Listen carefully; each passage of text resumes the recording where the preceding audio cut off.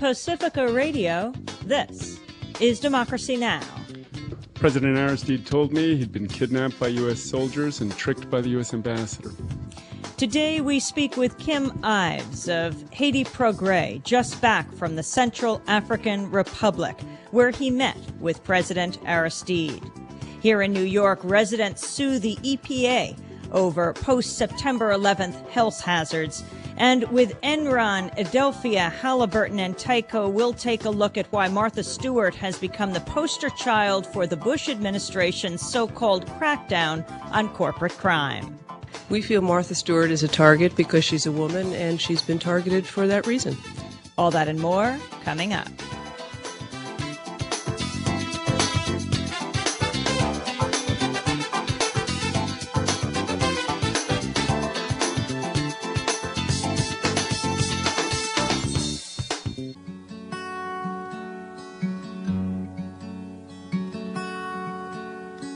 Rulers of the nations, as you fuss and fight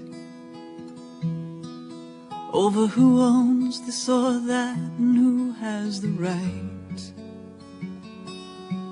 to design, build, sell and store and fire all the bombs and guns to defend your holy empire. There are children hungry, children sick and dying. There are mothers, fathers, sisters, brothers crying. They're only pawns in your play of power and corruption. Slowly starve them, your new weapon of mass destruction.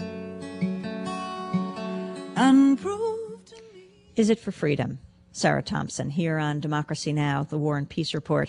I'm Amy Goodman with Juan Gonzalez. And welcome to all of our listeners and viewers around the country and those of you around the world who listen in on the internet.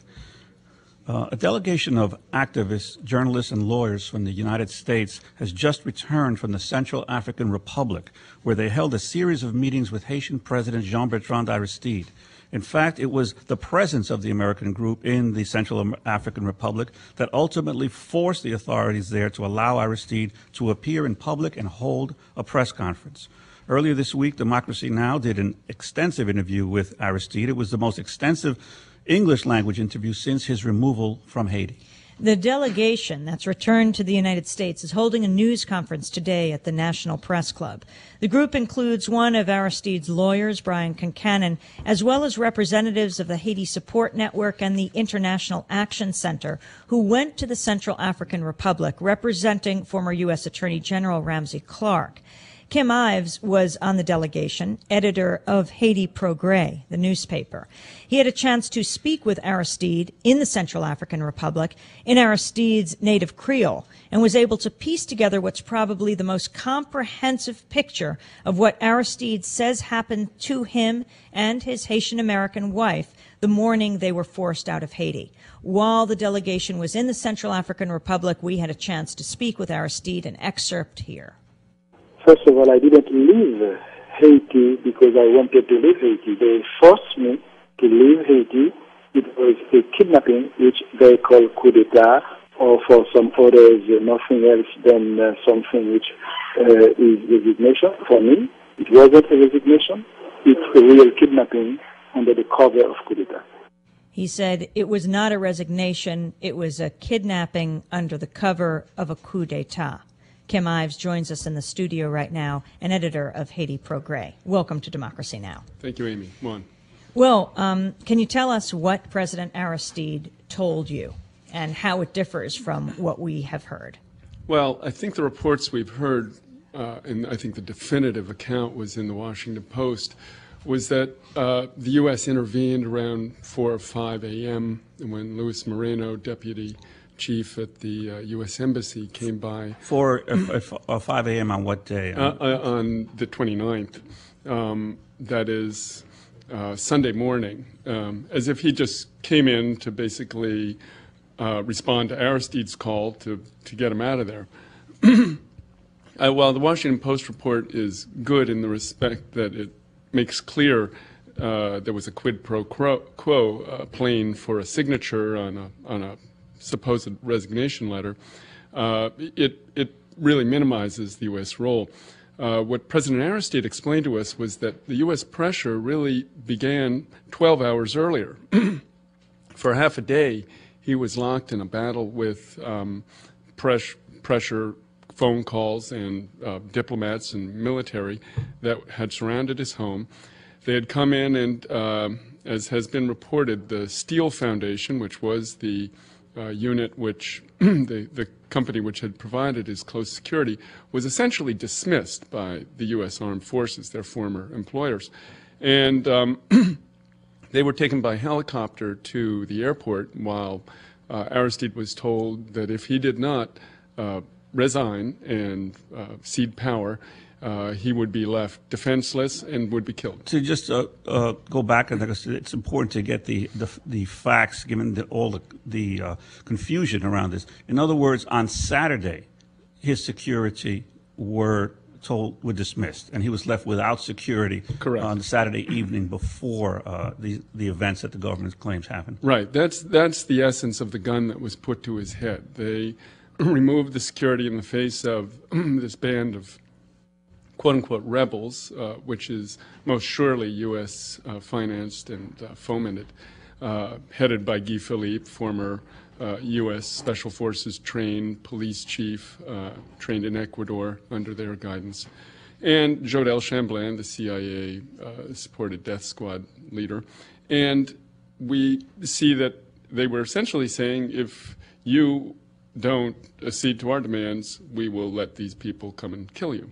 So, and in addition, the thousands of Haitians in Port-au-Prince, they were essentially saying they would unleash this rebel force on the city. Now, how much damage this rebel force could have done is another question, because they're not that big, and the people had really dug in their heels. But nonetheless, Aristide apparently felt enough pressure that he felt he had to bow to these demands.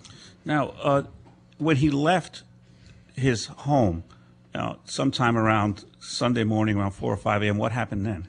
Then he was taken in a cortege of U.S. military cars, and with Moreno, he was taken to the airport. Moreno being the deputy chief of the U.S. Embassy. Who has been in Haiti a long time. Who has been around. I remember him back in 91 when he was actually the one who was certifying which Haitians could get political refugee status in the United States. Right. He was part of the vetting program of what was, in essence, an Operation Phoenix in Haiti. And he's had a long history. As I interviewed him, he was in Peru during the time of the Shining Path. He was in El Salvador. He's been in a lot of hot spots around the world as a State Department employee. Right. He's a real technician of the empire. I think the essence was that the embassies of both the U.S. and France had asked Aristide, or had, I think, even drafted from one of the accounts that from somebody else who spoke to Aristide told me, that they had in fact drafted a resignation for him, which he refused to sign, and that was a lot of the struggle during the night. In the end result, he drafted his own letter, which was couched and had a conditional clause in it, and to him provided him the wiggle room to say that he had not in fact resigned, which is really a moot point because it's clear it was forced no matter what you say. So this was the essence. He was taken to the airport. He found his Steele Foundation corps there, and they were put on the plane. And it was interesting. He explained to us that they felt it necessary to take these 19 Steele Foundation employees, including the one-year-old child of one of them, who one of the soldiers one of the security guards had had a child with a Haitian woman.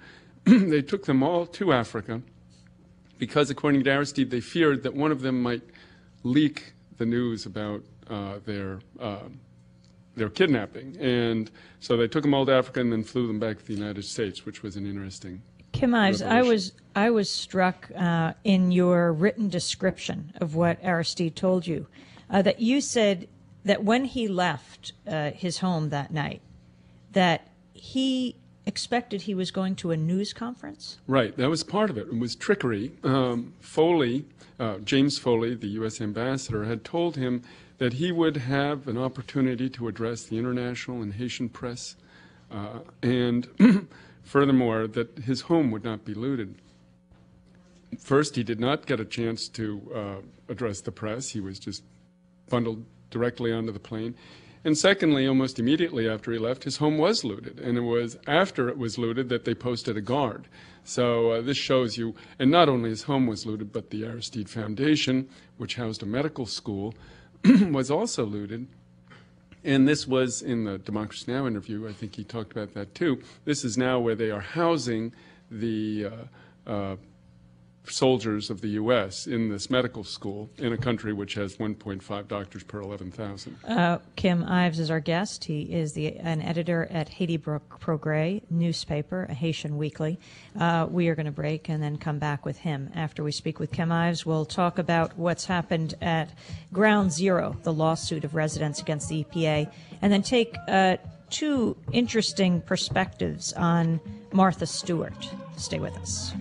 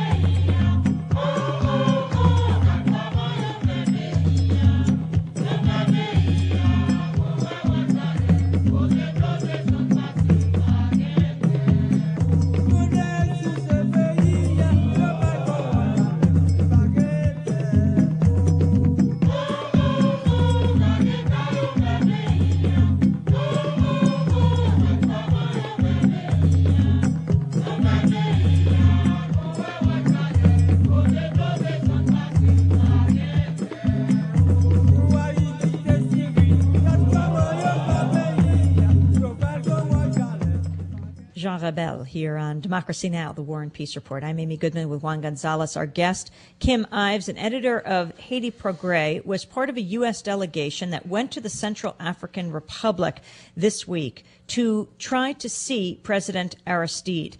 Before we go on, and if you could just answer your phone, Kim Ives. Sorry about that. If you can describe what happened when you got to the Central African Republic. Well, we went direct to the gate of the palace because we couldn't get through on the phones. And this is part of the thing you have to understand. First, it takes 2 days to get to this country. You have to take several airlines, and we got the one direct flight a week from Paris, and even that is an ordeal. And when we got there, we found a phone system which is intermittent at best. This is all part of the isolation they've put him in. They've got him ensconced in the palace, Bokassa's former palace, supposedly for his security. So you have this ring of security around him. So we finally decided, well, let's go to the palace, even though we knew it was a long shot. First of all, to approach the palace, you can't even drive along the wall to it. You have to approach it down the street, driving about 3 blocks, I guess, so that they can determine whether or not to fire on you. We got up to the gate and were met there, of course, by armed guards. A guy came out and said, well, I have to check if you can meet. He went in and came back out and said, no, the minister said no meetings on Sunday. I said, what minister? He said, defense minister. I don't know why I was calling defense minister for a meeting with Aristide. And then we proceeded to say, well, can Aristide come out and meet us? No. Can we send him a note? No. Can we leave him a telephone number to call us? No. So absolutely no contact with him was allowed. We went back to the hotel, and then we learned from other press who had been there that this had caused a real brouhaha in the palace, that they had hastily called a press conference where they brought Mildred Aristide, President Aristide's wife, out. And even this was quite a comedy, because they had told the press when they got there would be no pictures, no video, and no recording. The press, by and large, left. They had to call them back. Then they said, okay, we'll allow recording. Is it true that armed men came in and told all the photographers and video people to close their machines? That is correct. And in essence, the press stalked off in protest. Finally, the press conference went forward, and Mildred Aristide was posed a question by the Reuters correspondent, and she said, well, I take my leave from the foreign minister, in essence asking him if she could respond. And he just stared at her, she stared at him, and there was no answer given. And they persist. They said, does she have the right to speak? Can she talk? And eventually, Charles Winnezui, the foreign minister, said no. We had a number of meetings with Winnezui, and it was clear he did not view Aristide in a favorable light, that he was accepting the U.S. version that this was a fallen dictator, etc. This press conference went over like a lead balloon, so then they had to hold another the next day, and that's where Aristide spoke. But even this press conference was, we could say, very constrained. Aristide spoke in French. And this is the one that could be filmed. That one was filmed. The press was there in force. But immediately after he spoke in French, CNN said, could you give the version in English, just so nothing's lost in translation? And he did. And immediately after that, the foreign minister intervened to say, I'm sorry, but there will be no more questions in English. So he was essentially making the conditions of the interview one. Perhaps it was that they wanted to be able to follow exactly what was being said, or perhaps they wanted to limit its effect. But that was the essence of the press conference, and they curtailed it to only about 4 or 5 questions after that. Now, when you got to speak with Aristide directly, you mentioned in the article, or the statement you've written, the events leading up to the coup, and why it was particularly on this weekend, the 28th and the 29th, that all of these events unfolded. Because the American public has largely been told that the U.S. government moved in to assist to prevent a massacre or a chaos in Haiti. But what are some of the events that have not come to light that you were able to glean from your discussions with President Aristide? Well, one of the things that Aristide told us was that for him, one of the reasons they had to move that night, that Saturday night, was because the South Africans had sent a plane load of rifles and ammunition to support the police, who were basically outgunned by the rebel, quote-unquote, rebel forces. We have to remember the rebel forces had new M16s and other armor-piercing ordnance, etc. And so the plane load was due to arrive Sunday. Furthermore, there was talk that the Venezuelans were going to send help. While we weren't able to go into it, into the question of the Venezuelans with Aristide, and I should say that our discussions with him were somewhat constrained because a lieutenant colonel from the communications ministry was sitting right across the table from us as we spoke. So although we spoke in Creole in an effort to circumvent his eavesdropping, but it was still, there's enough common words in Creole and French to make that a little difficult. Would you have been able to speak quietly in English the whole time? Hard to know. I think they might have spoken English. That was our assumption. So we chose Creole to continue the discussions. And you also mentioned that there was that there were some U.S. Congress members that were due to come down to the country as well. Well, yes. Maxine Waters had tried mightily to join the delegation. In the end, it wasn't possible, and we had to really scramble. I have to say, it was a real ordeal trying to get this over there, and we had real trouble from every logistical point of view. In carrying this out. It's quite astounding to listen to the comments of the Bush administration officials.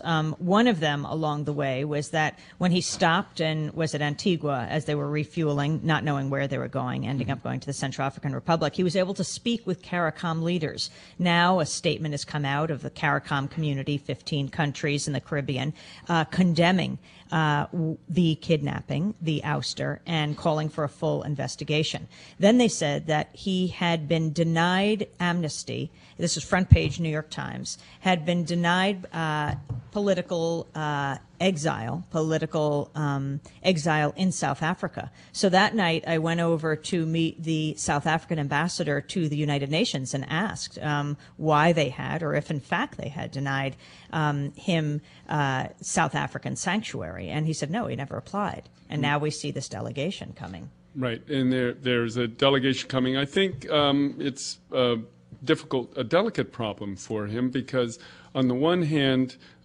he doesn't want to look for political asylum. He wants to go back immediately to Haiti, and asking for political asylum is an acknowledgement that you're going to be out of the country for a while, on the one hand. And two, I think he recognizes the difficult political situation that a country like South Africa is facing. They took a lot of heat for the support and standing by Haiti during the bicentennial celebrations, and there's an electoral season in South Africa, so he's quite aware that these dynamics are taking place, and I think that is making some sort of consideration of that. So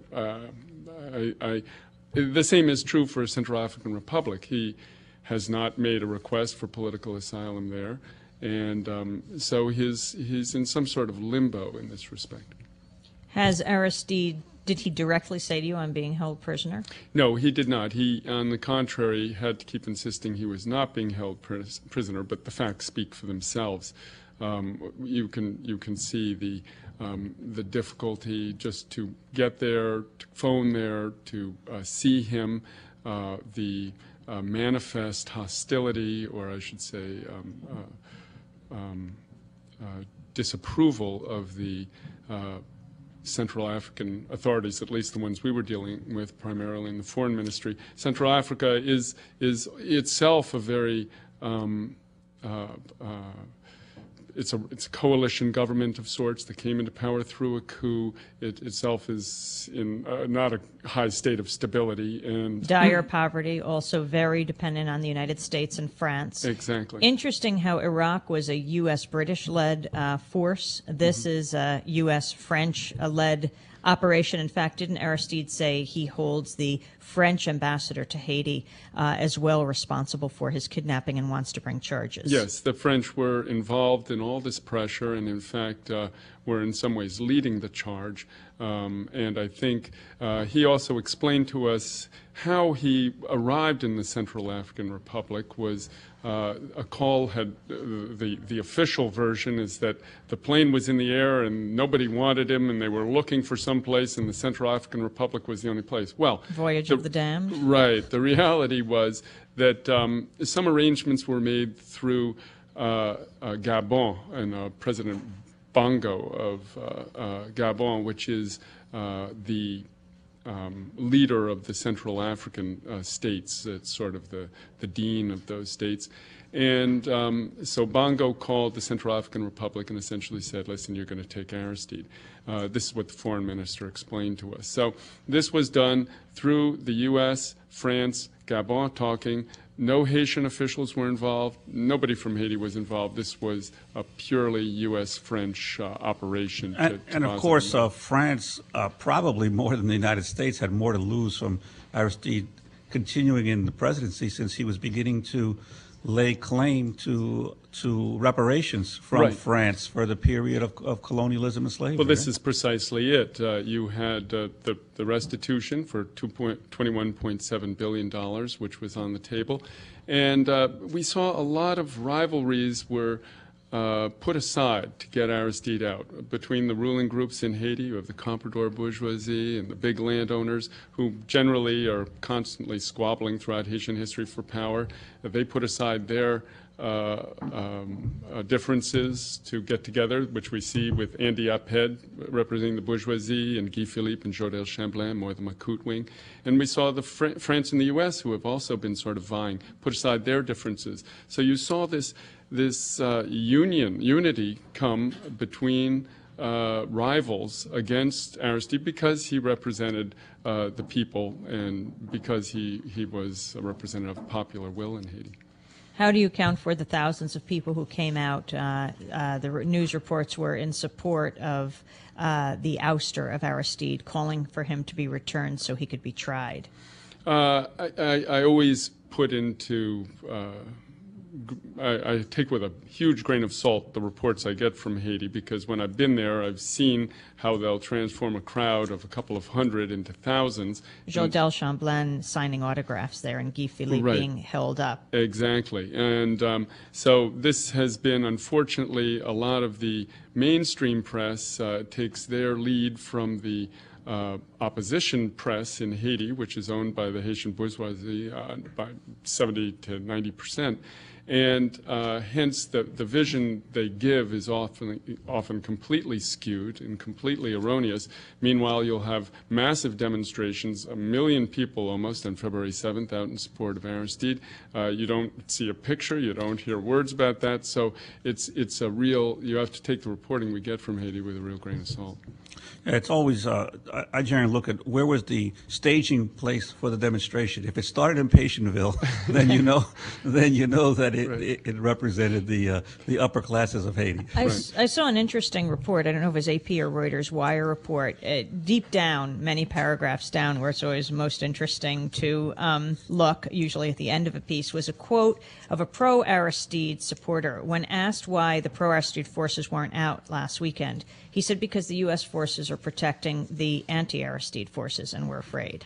Right, and that's the thing. They constantly blaming the victim, putting the victims as the aggressors, and vice versa. It's the record of Jodelle Chamblain. We've gone through it before, but just very briefly, because the mainstream media so rarely mentions who these coup leaders are. Just very briefly, Louis Jodelle Chamblain, Guy Philippe, Jean Tatoun, who led the insurrection in Go-Naïve, and then Girard. And then the new Prime Minister, La Tortue. Yeah, Jodelle Chamblain was the number 2 of the Frappe Death Squad, created at the suggestion of the CIA, funded by the CIA, responsible in large measure for a majority of the 5,000 killed and disappeared in Haiti during the 1991 to 94 coup d'etat. Guy Philippe, U.S. trained police chief. He had been a soldier, was taken to Ecuador during the coup, where he was trained by U.S. Special Forces, was brought back with a group of 11 others. They were called the Ecuadorians. They were, by and large, police chiefs. They attempted a coup under the Preval administration. It was discovered, which is, again, proof that this isn't just about Aristide, it's about democracy. They were taken to the Dominican Republic despite repeated extradition requests. He was never returned. He's also been accused of drug dealing in Panama and Ecuador. Jean Tatoun was a chief, came up from the underclass of Go-Naïve, was also a Frappe head involved in the 1994 Rabateau massacre. Again, here's a guy who you heard so many press reports about, Amio Métayer, as this terrible chieftain of violence, and yet Tatoun, he's presented almost as a hero. We only have a minute, but the Prime Minister now being brought, a chosen Prime Minister, La Tortue, brought from Florida, among the first things he has said to have to restore the Haitian military. Right, and this was the former foreign minister of Leslie Manigat, a neo-devaluerist sector. He is some sort of neo-devaluerist technician. And I think we can expect him to work hand in glove with the U.S. And he was, Leslie Manigat, just to remind listeners, was the president who was installed by the military in 1998 after the election massacre of 1987. Well, I want to thank you very much for being with us. Kim Ives, an editor of Haiti Progrès, just came back from the Central African Republic, where he met with Aristide and spoke with him in his native Creole. Today at noon at the National Press Club, he and the delegation that went are holding a news conference. This is Democracy Now! When we come back, we're going to learn about a little-known federal law that's become a crucial weapon for prosecutors. It's called 1001, and we'll see what its relation is with Martha Stewart and with civil liberties in general. Stay with us.